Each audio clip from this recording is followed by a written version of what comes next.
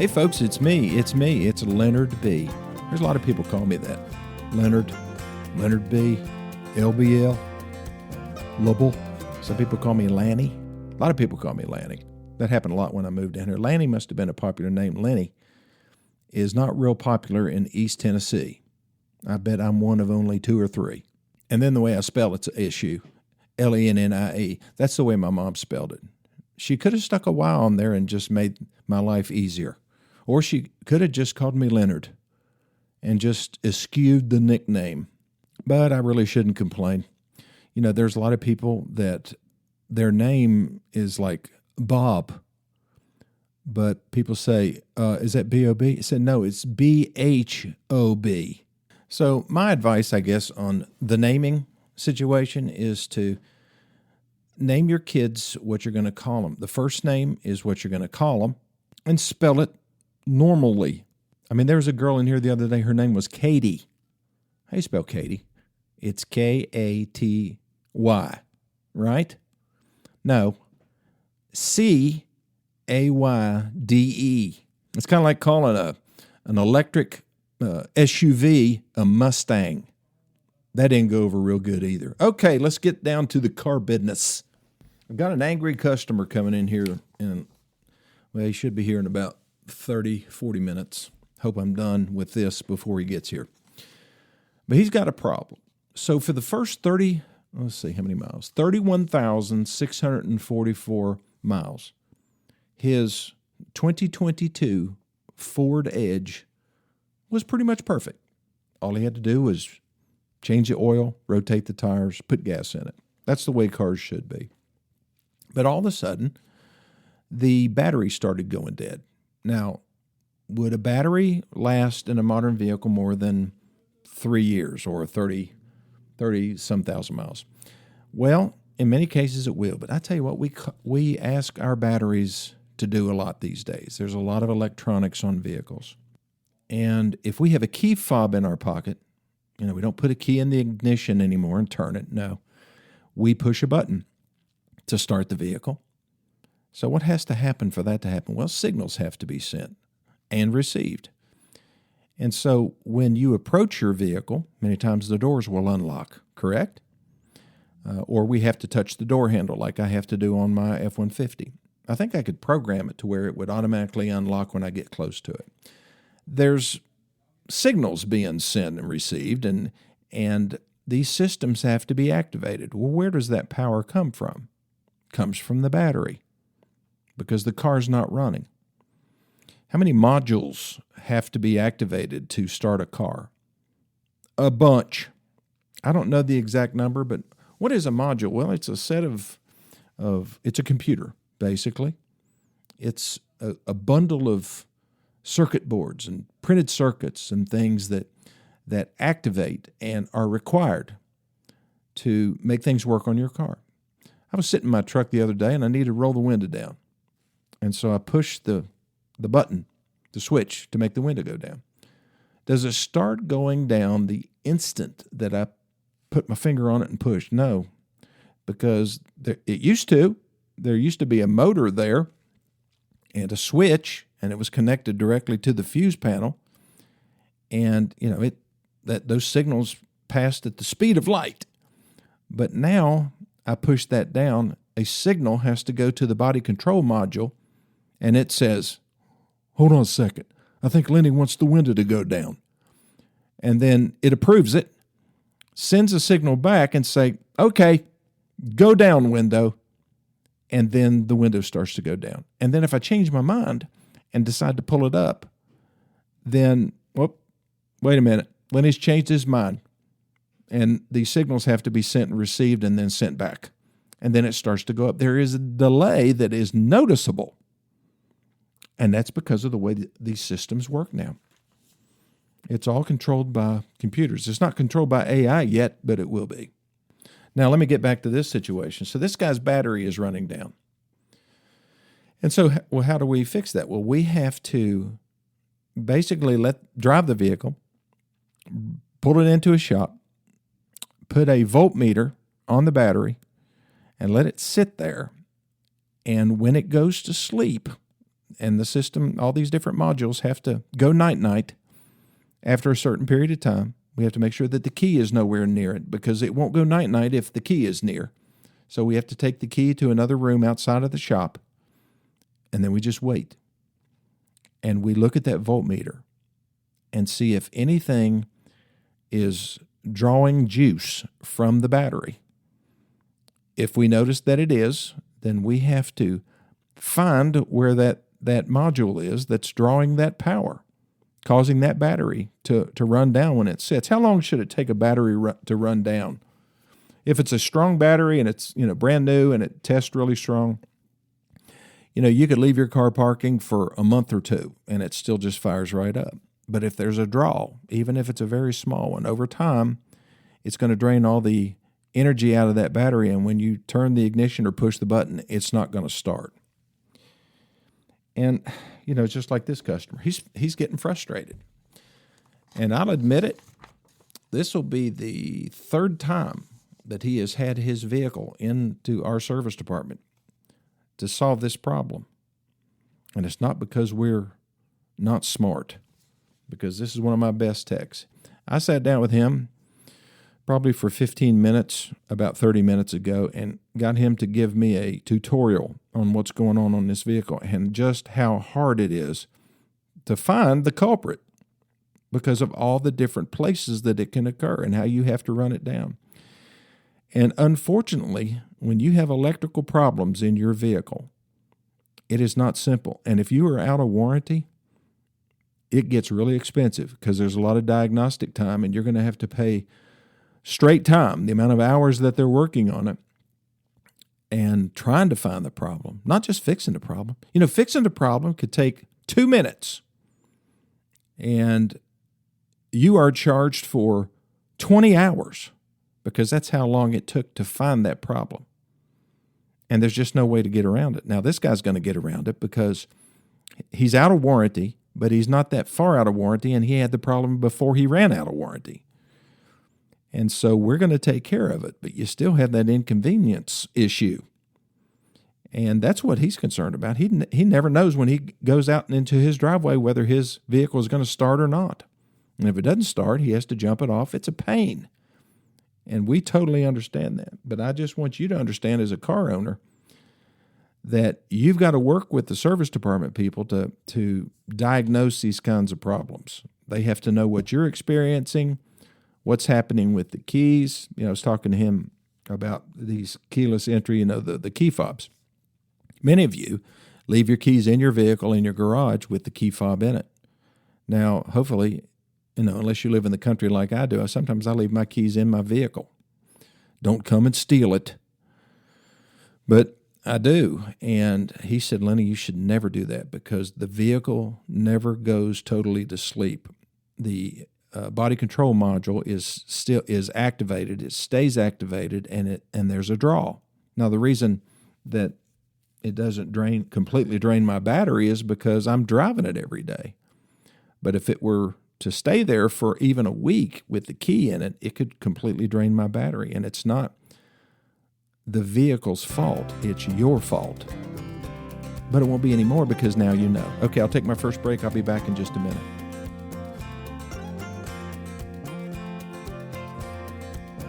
Okay, I am back. I sold a 2022 Honda Ridgeline a couple weeks ago.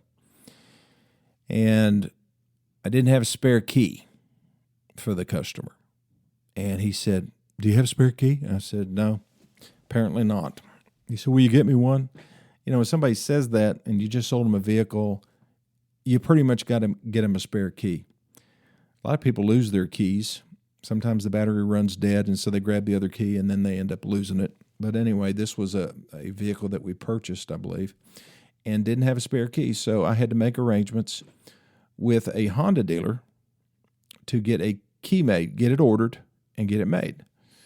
And so I called the Honda dealership in Kingsport and spoke to the parts department first. That's how I normally do it. And I said, listen, I need a key for this vehicle. And, of course, I knew that he needed the VIN number. Anytime you call a dealership about anything about a vehicle, always have your 17-digit VIN number handy. And you can look on your insurance card, your registration, or go out there and look at it on the vehicle. It's at the base of the windshield on the driver's side, or it's on the door jamb. If you open your door, your driver's door, you'll see it on a sticker in the door jamb. So I gave him the VIN number, and he said, "Is it driver 1 or driver 2?" And I said, "I don't know. Are they actually marked that way?" He said, "Yes." So he needs to know if it's driver 1 or driver 2 key. So I called the customer. I said, "What key do you have?" And he said, "I have driver 2. I said, "Thank you very much." So I called the dealership back, and I said, "I need driver 1 key."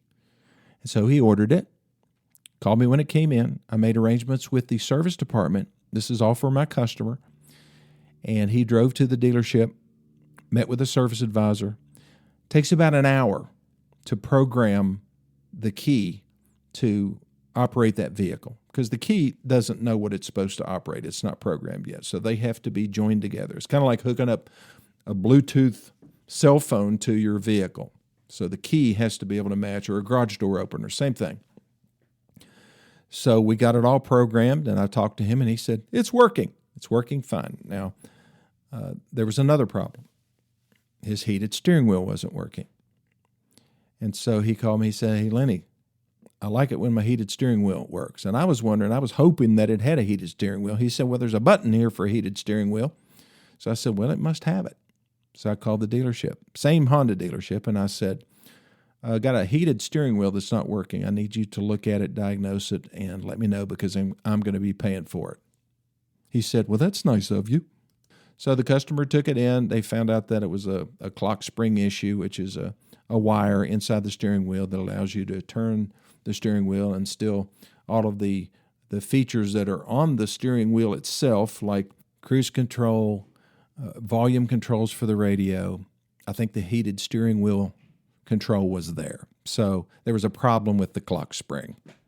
They disassembled the steering wheel. They put a new clock spring in. $600 and some odd later, it's fixed. This was all after the sale. We sold the vehicle as is with no warranty. But this is what, I'm not bragging here, this is just what my philosophy is.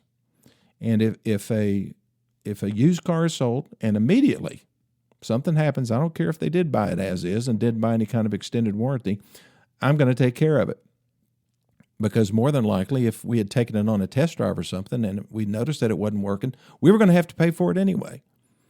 Now, there's a limit to that. I mean, there's a time limit. I mean, if the heated steering wheel was working and then a year later it stops working and he calls me, he wants me to pay for it, I'm probably not going to, because that's just kind of the risk that you take. Things break. They're the mechanical issues or electrical issues. And some of you will say, "Well, that's not fair." Well, that's just the way it is. It is fair. We can't warranty everything.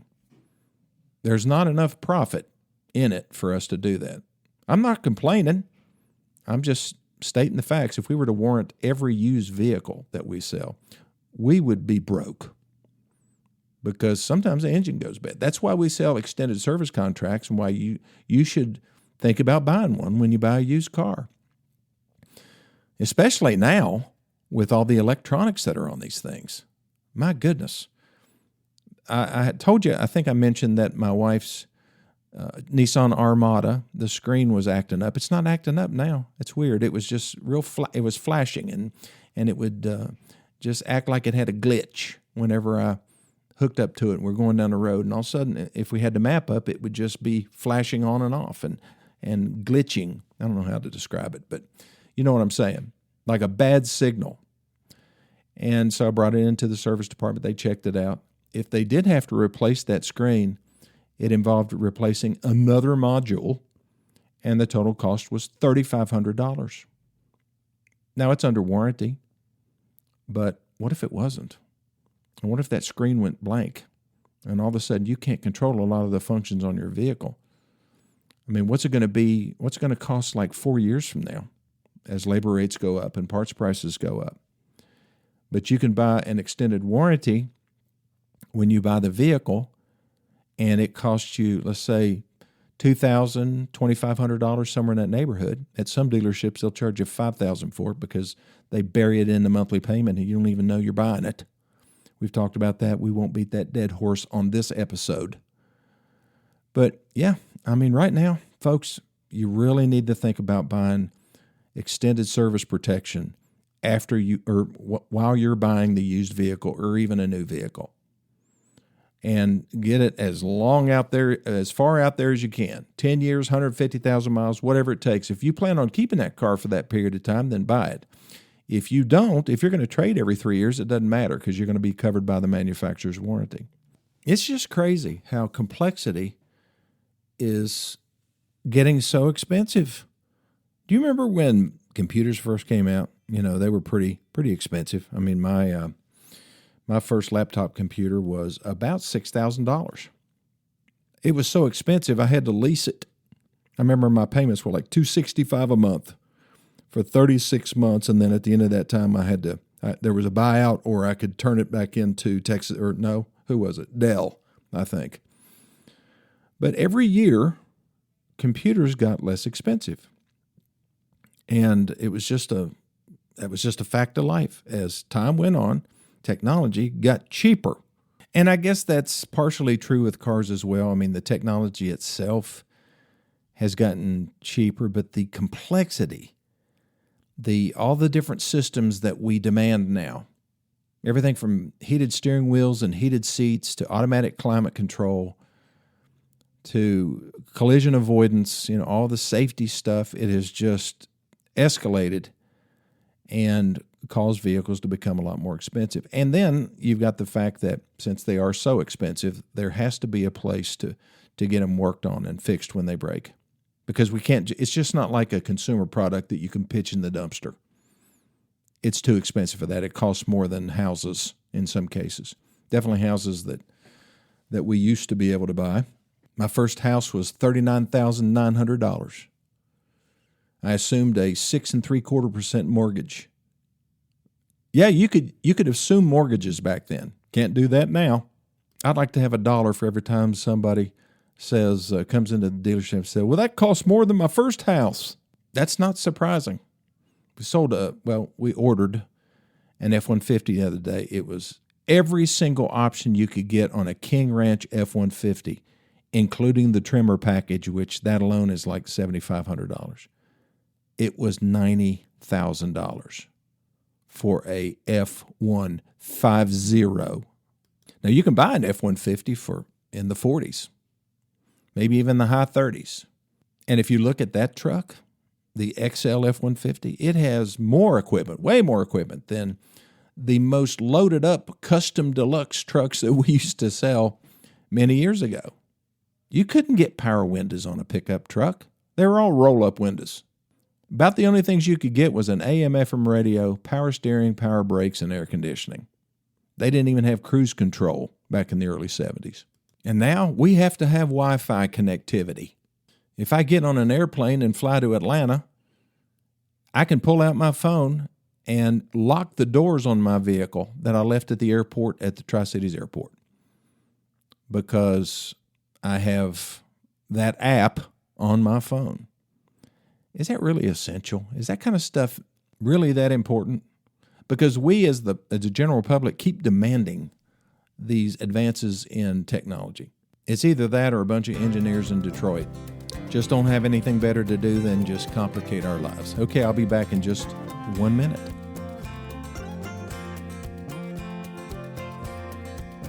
Okay, I am back. So how much should you pay for extended warranty protection or a service contract? They're the same thing. You know, they cover repairs for covered items after the factory warranty runs out. And you really have to be aware of what's not covered. You need to buy a warranty that is an exclusionary warranty, something that states everything that is not covered. You know, if you look at a list of covered items, how can you tell what's missing?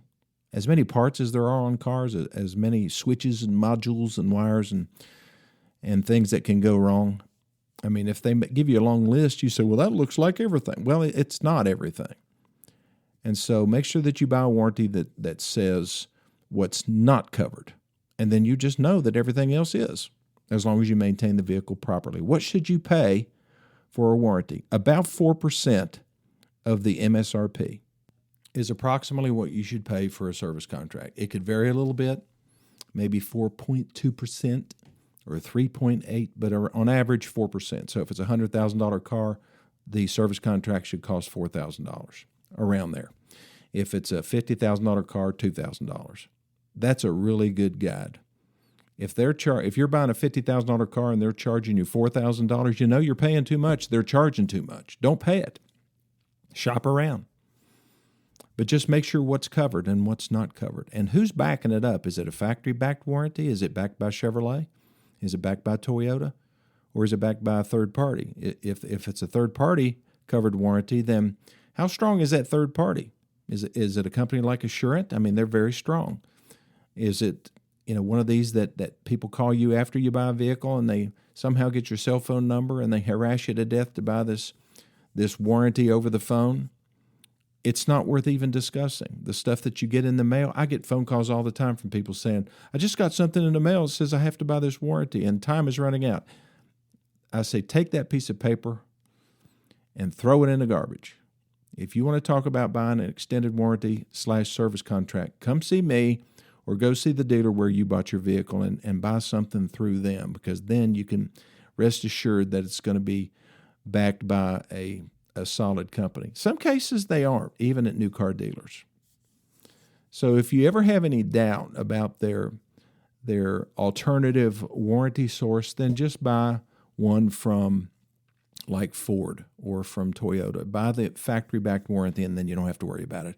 Okay, well, thanks for listening to this edition of My Car Guru. Again, if you have any questions, you can text me to 423-552-2020, or you can send me an email to lennylawson2020@gmail.com. And I'll see you on the next edition of My Car Guru.